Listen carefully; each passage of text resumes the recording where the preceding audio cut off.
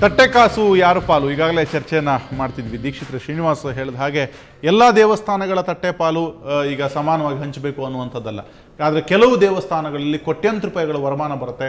ಅಲ್ಲಿ ಆ ಒಂದು ಅರ್ಚಕನೇ ಬೇರೆ ಬೇರೆ ವ್ಯವಹಾರಗಳನ್ನು ಅದೇ ಕ್ಷೇತ್ರದಲ್ಲಿ ಮಾಡ್ತಾನೆ.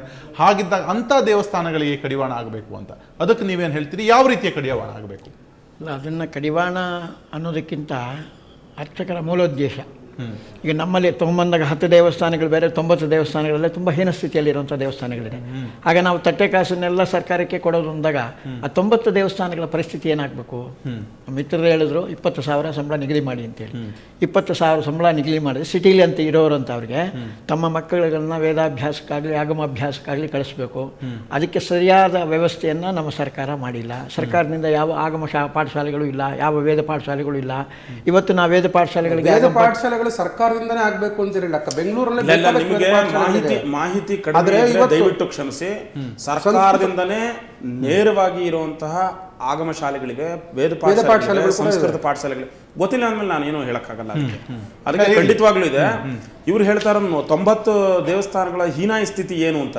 ನಾನು ಅದ್ರ ಬಗ್ಗೆ ಬೆಂಗಳೂರು ನಗರದಲ್ಲೇ ನೀವು ಮಾತಾಡಿದ್ರೆ ಬೆಂಗಳೂರಿನಲ್ಲೇ ಸುಮಾರು 6 ವೇದ ಪಾಠಶಾಲೆಗಳಿದೆ. ಕರ್ನಾಟಕದಾದ್ಯಂತ ಶಿವಮೊಗ್ಗದಲ್ಲಿ ಇದೆ, ಒಳನರಸೀಪುರದಲ್ಲಿ ಇದೆ. ಪಾಠಶಾಲೆ ವಿಚಾರಕ್ಕೆ ಬರೋದು ವಿಚಾರ ಏನು ಅಂದ್ರೆ, ಈಗ ತುಂಬಾ ಹೇರಳವಾಗಿ ಬರ್ತಾ ಇದೆಯಲ್ಲ ಹಣ, ಅಂತಹ ದೇವಸ್ಥಾನಗಳಲ್ಲಿ ತಟ್ಟೆ ಕಾಸನ್ನ ನಿಯಂತ್ರಿಸೋದಕ್ಕೆ ನಿಮ್ಮ ವಿರೋಧ ಇದೆಯಾ? ಅದು ತಟ್ಟೆ ತುಂಬಾ ದೊಡ್ಡ ಪ್ರಮಾಣದಲ್ಲಿ ತಟ್ಟೆ ಕಾಸು ಬರ್ತದೆ, ಅದನ್ನ ದೇವಸ್ಥಾನಕ್ಕೆ ಕೊಟ್ಟು ವಿರೋಧಿಸೋದು ಅಂದಾಗ ಎಲ್ಲಾ ದೇವಸ್ಥಾನಗಳನ್ನು ತಗೊಂಡಾಗ ವಿರೋಧಿಸೋಕೆ ಸಾಧ್ಯವೇ ಇಲ್ಲ. ಕೆಲವು ದೇವಸ್ಥಾನಗಳು ಉಲ್ಲೇಖಿಸಿದ್ವಿ. ಕೆಲವು ದೇವಸ್ಥಾನ ಅಂತ ದೇವಸ್ಥಾನಗಳಲ್ಲಿ ಹೆಚ್ಚಿನ ಆದಾಯಗಳಿದ್ದಾಗ ಅರ್ಚಕನಿಗೆ ತದ್ರೂಪವಾದ ಸಂಭಾವನೆಯನ್ನು ಕೊಟ್ಟು ಅದನ್ನು ನೀವು ಸರ್ಕಾರಕ್ಕೆ ವಹಿಸ್ಕೊಳ್ಳಿ. ಆದ್ರೆ ಅದನ್ನ ಎಲ್ಲ ಕಡೆನೂ ಮಾಡೋಕ್ಕಾಗೋದಿಲ್ಲ. ಎಲ್ಲ ಕಡೆ ಮಾಡಿದಾಗ ಅರ್ಚಕರ ಹೀನ ಸ್ಥಿತಿ ಆಗ್ಬಿಡುತ್ತೆ. ಈಗ ಪಾಪ ಏನೋ ಸ್ವಲ್ಪ ದೈಹಿಕವಾಗಿ ನಂಬ್ಕೊಂಡು ಪೂಜೆ ಪುನಸ್ಕಾರ ಮಾಡ್ಕೊಂಡಿದ್ದಾರೆ, ಅದೆಲ್ಲ ಒಂದು 2% ಆದ್ರೂ ಒಳ್ಳೇದಾಗಿ ಮಳೆ ಬೆಳೆ ಆಗ್ತಾ ಇದೆ. ಅವ್ರಿಗೆ ಈ ತರ ಒಂದು ನಿಷ್ಕಾಮವಾದ ಚಿಂತನೆಯಲ್ಲಿ ಅವ್ರನ್ನ ಅರ್ಚಕರಿಗೆ ಹೇಳಿದ ತಕ್ಷಣ ಏನೋ ಆಗ್ಬಿಡುತ್ತೆ, ಮಳೆ ಬೆಳೆನೇ ನಿಂತೋಗ್ಬಿಡುತ್ತೆ ಅನ್ನೋ ಅರ್ಥದಲ್ಲಿ ದೀಕ್ಷಿತರು ಹೇಳ್ತಾ ಇದ್ದಾರೆ. ಅಲ್ಲ, ಆಗಲ್ಲ. ಒಂದ್ ನಿಮಿಷ, ಭಯ ಪಡಿಸೋ ರೀತಿ ಧರ್ಮ ಇನ್ನ ಇದೆ ನಮ್ಮಲ್ಲಿ. ಹೇಳ್ತಾ ಇರೋದು ಏನಂದ್ರೆ, ಇಲ್ಲಿ ಏನು ಯಾರಿಗೆ ತೊಂದರೆ ಆಗ್ತಾ ಇದೆಯೋ ತೊಂದರೆ ಆಗೋರ್ಗೆ ಕೂಡ ಅನುಕೂಲವನ್ನು ಮಾಡ್ಕೊಡಿ ನಾವು ಮಾತಾಡ್ತಾ ಇರೋದು. ಎಲ್ಲೋ ಒಂದು ಪಂಗಡ ಒಂದಷ್ಟು ಜನ ಮಾತ್ರ ಲೀಡ್ ಮಾಡ್ತಾರೆ ಅಂದ್ರೆ, ಇವತ್ತು ಅರ್ಚಕರು ಎಷ್ಟೋ ಜನ ಕಷ್ಟಪಡ್ತಾ ಇದ್ದಾರೆ. ಕಷ್ಟಪಡುವಂತ ಕುಟುಂಬಗಳಿದೆ. ಅಂತ ಕುಟುಂಬಗಳಿಗೆ ಇವರು ಹೆಚ್ಚಾಗಿ ಸರ್ಕಾರದಲ್ಲಿ ಒಮ್ಮೆ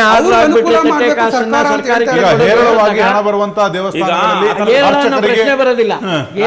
ಪ್ರಶ್ನೆ ಸರ್ಕಾರ ಮುಂದೆ ಬರೋದೇ ಇಲ್ಲ. ಎಲ್ಲ ಅರ್ಚಕರ ತಟ್ಟೆ ಕಾಸನ್ನ ಬ್ಯಾನ್ ಮಾಡಿ ಅಂತಾರೆ. ಆಗ ಮಿಕ್ಕಿದ ಅರ್ಚಕರಿಗೆ ಕಥೆ ಏನಾಗಬೇಕು? ಮುಂದೆ ಬೇಕಾಗಿಲ್ಲ. ನೀವ್ ಹೇಳಿದಾಗೆ ಒಂದ್ ಹೇಳ್ತೀನಿ, ದೊಡ್ಡ ದೇವಸ್ಥಾನಗಳು ಸಣ್ಣ ದೇವಸ್ಥಾನಗಳು ಅಂತ ಸರ್ಕಾರ ನೇಮಕ ಮಾಡೋದೇ ಇಲ್ಲ. ಒಂದು ಆರ್ಡರ್ ಮಾಡಿದ್ಮೇಲೆ ಎಲ್ಲಾ ದೇವಸ್ಥಾನದ ಅರ್ಚಕರುಗಳ ತಟ್ಟೆ ಕಾಸನ್ನು ಸರ್ಕಾರಕ್ಕೆ ತಗೊಳ್ಳಿ ಅಂತ ಮಾಡ್ಬಿಡ್ತಾರೆ. ಅರ್ಚಕರುಗಳಿಗೂ ಒಂದು 25,000 ಸಂಬಳ ಕೊಡಿ ಅಂತ ಬೇಡಿಕೆ ಇಡಬೇಕು.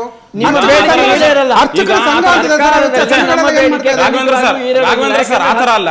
ಈಗ ಸಿಟಿಲ್ ಬಾಳವ್ರು ಏನ್ ಮಾಡೋದು ಅಂತ, ಮೈಸೂರು ಒಂಟಿಕೊಪ್ಪಲ್ ದೇವಸ್ಥಾನ ಒಂದಿದೆ, ಅದಕ್ಕೆ ತಟ್ಟೆ ಕಾಸು ಆಗ್ತಾ ಇದ್ದನ್ನ ಎಲ್ಲ ಉಂಡಿಗೆ ಹಾಕ್ಬೇಕು ಅಂತ ಮಾಡಿದ್ರು. ಮಾಡಾದ್ಮೇಲೆ ಅವ್ರಿಗೆ 20,000 ರೂಪಾಯಿ ಸಂಬಳ, ಜೊತೆಗೆ ಅವ್ರಿಗೆ ಮೆಡಿಕಲ್ಸ್ ಇದು ಏನು ಅಲೋಯನ್ಸಸ್ ಏನಿದೆ ಮತ್ತೆ ಮನೆ ಕೊಟ್ಟಿದ್ದಾರೆ, ಜೊತೆಗೆ ಊಟಕ್ಕೆ ಏನ್ ಬೇಕೋ ಪಡಿ ಕೊಟ್ಟಿದ್ದಾರೆ. ಅದೆಲ್ಲವನ್ನು ನಿರ್ವಹಿಸಿದ ಮೇಲೆ ಈ ರೀತಿಯಾದಂತಹ ತಟ್ಟೆ ಕಾಸನ್ನು ಮಾಡಬೇಕಾದ್ರೆ ಒಂದು 18% ಅಷ್ಟು ಅವರ ಇನ್ಕಮ್ ಅಲ್ಲಿ 18% ಸಂಬಳಕ್ಕೆ ವಿನಿಯೋಗ ಮಾಡಿ ಅಂತ ಹೇಳಿದ್ದಾರೆ. ಇನ್ನ 72% ಸರ್ಕಾರದಲ್ಲಿ ಇಲ್ಲ, 35% ವಿನಿಯೋಗ ಮಾಡಬೇಕು ಅಂತ ಹೇಳಿದ್ದಾರೆ. ಗಲಾಟೆ ಬಂದಿದೆ, ಪ್ರಯತ್ನ ಮಾಡಿದ್ದೀವಿ. ಯಾಕಂದ್ರೆ ಅದಿನ್ನ ನಮಗೆ ಬಂದಿಲ್ಲ. 35% ಕೊಡಬೇಕು ಅಂತ ಕರ್ನಾಟಕ ಜಾರಿ ಆಗುತ್ತೋ ಬಿಡುತ್ತೋ ಸರ್. ಈಗ ಉದಾಹರಣೆಗೆ ಅವ್ರು ಹೇಳಿದ್ರು 20,000 ರೂಪಾಯಿಗೆ ನಾವು ಬದುಕೋದು ಹೇಗೆ ಅಂತ ಹೇಳಿದ್ರು ಅಲ್ವಾ? ಹಾಗಿದ್ರೆ ಇದಕ್ಕೆ ಅಲ್ಲಲ್ಲ 20,000 ರೂಪಾಯಿಗೆ ಬದುಕಕ್ಕಾಗಲ್ಲ ಅಂತ ಹೇಳಿದ್ರೆ ಇವ್ರು ಲಕ್ಸುರಿ ಲೈಫ್ ಅನ್ನ ಈಗಾಗಲೇ ಅನುಭವಿಸ್ತಾ ಇದ್ದಾರೆ ಅಂತ ಅರ್ಥ ಆಗ್ಬಿಡುತ್ತೆ. ಅದು ಜನಕ್ಕೆ ತಪ್ಪು ಒಬ್ಬನ ಪ್ರಶ್ನೆ ಅಲ್ಲ. ಒಂದೊಮ್ಮೆ ಅರ್ಚಕ ಒಂದು ಲಕ್ಸುರಿ ಲೈಫ್ ಲೀಡ್ ಮಾಡಿದ್ರೆ ಅದು ತಪ್ಪಾಗಲ್ಲ. ಆದ್ರೆ ಅವನ ಆದಾಯಕ್ಕೆ ಮೀರಿ ಲಕ್ಸುರಿ ಲೈಫ್ ಮಾಡಿದ್ರೆ ಅವನಿಗೆ ಟ್ಯಾಕ್ಸ್ ಕೊಡ್ಬೇಕಾಗತ್ತೆ, ಇನ್ಕಮ್ ಟ್ಯಾಕ್ಸ್ ಅನ್ನು ಒಳಪಡಬೇಕಾಗತ್ತೆ. ಅವನು ಈ ಇನ್ಕಮ್ ಟ್ಯಾಕ್ಸ್ ಗೆ ಒಳಪಡ್ತಾ ಇಲ್ಲ ಅವನು. ಜೊತೆಗೆ ನೀವು ಎಲ್ಲೋ ಒಂದ್ ಕಡೆ ನಿಮ್ಮೂರಲ್ಲಿ ಇರುವಂತಹ ಗ್ರಾಮ ದೇವತೆಗೆ ನೀವು ಪೂಜೆ ಮಾಡಕ್ಕೆ ಇಲ್ಲಿಂದ ಒಂದು ಹುಡುಗ ಇರ್ತಾನೆ, ಅವ್ರ ಕುಟುಂಬ ಇರುತ್ತೆ, ನೀವು ಸಿಟಿಲಿ ದುಡ್ಡು ಕೊಡ್ತಾರೆ ಅಂತ ಈ ಕಡೆ ಬಂದ್ಬಿಟ್ರೆ ಆ ದೇವ್ರ ಅನಾಥ ಆಗ್ಬಿಡಿಲ್ವೇನ್ರಿ? ಈಗ ಮೈಸೂರಲ್ಲಿ 100 ದೇವಸ್ಥಾನ ಹಾಳಾಗೋಗಿರೋದು. ಆ ಹಾಳಾಗೋಗಿರೋದಕ್ಕೆ ಮತ್ತೆ ಪುನರುತ್ಥಾನ ಹೇಗೆ? ದೇವಸ್ಥಾನದಲ್ಲಿ ಒಳ್ಳೆಯ ವರಮಾನ ಇದೆ, ಆ ದೇವಸ್ಥಾನದ ವರಮಾನವನ್ನು ತೆಗೆದು ಇನ್ನೊಂದು ದೇವಸ್ಥಾನಕ್ಕೆ ನೀವು ಹಂಚಿ ಅಂದ್ರೆ ಅಲ್ಲಿ ಒಮ್ಮತ ಮೂಡುತ್ತಾ? ಒಮ್ಮತ ಮೂಡಿ ಈಗ ತಿರುಪತಿಯಲ್ಲಿ ಮಾಡಿ ಅದು ಸಕ್ಸಸ್ ಆಗಿ ಭಾರತದ ಉದ್ದಗಲಕ್ಕೂ ಮಾಡ್ತಾ ಇದಾರಲ್ಲ. ಮಾಡ್ಬೋದಾ ಇಲ್ಲಿ? ಅದು ಆ ಥರ ಆಗುತ್ತೆ.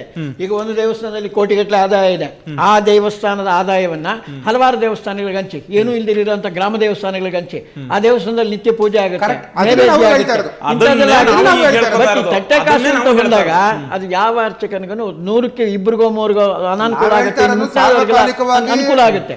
ಆದ್ರೆ ಜನಕ್ಕೆ ಈಗ ಅನುಕೂಲ ಆಗೋದು ಒಳ್ಳೇದಾ, ಈಗ 3 ಜನಕ್ಕೆ ಇನ್ನೊಂದು- ಅನಾನುಕೂಲ ಆಗೋದು ಒಳ್ಳೇದಾ? ಸರ್, ನನಗೆ ತೊಂದರೆ ಆಗೋದ್ರಿಂದ ರಾಘವೇಂದ್ರ ಸರ್ ಅವರೇ ಹೇಳ್ತಾ ಇದ್ದಾರೆ ನೋಡಿ, 10 ಜನಕ್ಕೆ ಅರ್ಚಕರಿಗೆ ಏನ್ ಇದು ಆಗುತ್ತೋ ತೊಂದರೆ ಆಗುತ್ತೋ ಅದೇ 90 ಜನಕ್ಕೆ ಅಂತ. 90 ಜನಕ್ಕೆ ಇವ್ರು ಯಾಕೆ ಚಿಂತೆ ಮಾಡ್ತಾರೆ? ಯಾಕೆಂದ್ರೆ ಅವ್ರಿಗೆಲ್ಲ ಬರುವಂತದ್ದೆಲ್ಲ ಎಲ್ಲಾರ್ದು ನಾವೇ ಯೋಚನೆ ಮಾಡಲ್ಲ, ಅವರು ಅರ್ಚಕರೇ, ನಾವು ಅರ್ಚಕರೇ. ಕರೆಕ್ಟ್. ಆಗಿದ್ರೆ ಇವರು ಅರ್ಚಕರೇ ಆಗತ್ತಾದ್ರೆ ಎಷ್ಟೋ ಅರ್ಚಕರುಗಳಿಗೆ ಇವತ್ತು ತಿಂಗಳಿಗೆ 1,000-1,500 ತಗೊಳ್ತಾ ಇದಾರಲ್ಲ, ತಟ್ಟೆ ಕಾಸು ಬರ್ತಾ ಇಲ್ವಲ್ಲ, ಆ ಅರ್ಚಕರ ಪರವಾಗಿ ಇವತ್ತರೆಗೂ ನೀವು ಯಾಕೆ ಮಾತಾಡ್ಲಿಲ್ಲ ಅದನ್ನ ಹೇಳಿ. ನೋಡಿ ಸರ್, ಬ್ರಿಟಿಷ್ ಅವರು ಮಾಡಿದಂತಹ ಅರ್ಚಕರ ಸಂಘ ಏನ್ ಮಾಡ್ತಾ ಇದೆ ಇವತ್ತು? ಪಂಚ್ ಮಾರ್ಕ್ ನಾಣ್ಯಗಳು ಬಂದ ಮೇಲೆ ಈ ತಟ್ಟೆ ಕಾಸು ಆರಂಭ ಏನ್ ಆಗಿದ್ದು. ಮಾಡ್ತಿದೆ ಅಥವಾ ಈಗ ಸದ್ಯದ ಸ್ಥಿತಿಯಲ್ಲಿ ಏನು ಮಾಡಬಹುದು ಅನ್ನೋದು ಒಂದಷ್ಟು ಚರ್ಚೆ ಆಗಿದೆ. ಒಂದಷ್ಟು ವಿಚಾರಗಳನ್ನ ಮುಂದಿಟ್ರಿ. ಸರಿ, ದೇವಸ್ಥಾನದ ವರಮಾನ ಮತ್ತು ಅರ್ಚಕನ ವರಮಾನ ಎರಡನ್ನೂ ಯಾರ ಕೂಡ ವಿರೋಧವೂ ಅಲ್ಲ, ಸಮೀಕರಿಸಿ ಎಲ್ಲರಿಗೂ ಅನುಕೂಲ ಆಗ್ಬೇಕು ಸಮಾನವಾಗಿ ಅನ್ನೋ ಚರ್ಚೆ. ಹಂಚಿ ಅದು ಒಂದು ಒಳ್ಳೆಯ ಮುನ್ನುಡಿಗೆ ನಾಂದಿ ಆಗಲಿ ಅನ್ನೋಂಥದ್ದಷ್ಟೇ ಆಶೆ ಆಗಿರುತ್ತೆ. ಈ ಚರ್ಚೆಗೆ ಬಂದಿದ್ದಕ್ಕೆ 3 ಜನಕ್ಕೂ ಧನ್ಯವಾದಗಳನ್ನ ಸಲ್ಲಿಸ್ತೀವಿ. ಮುಂದೊಮ್ಮೆ ಈ ಚರ್ಚೆನ ಸಾಧ್ಯವಾದರೆ ಚರ್ಚೆ ಮಾಡ್ತಾ, ಇದು ಈ ಹೊತ್ತಿನ ಚರ್ಚೆ. ನೇರ, ದಿಟ್ಟ, ನಿರಂತರ ಸುದ್ದಿಗಾಗಿ ನೋಡ್ತಾ ಇರಿ ಸುವರ್ಣ.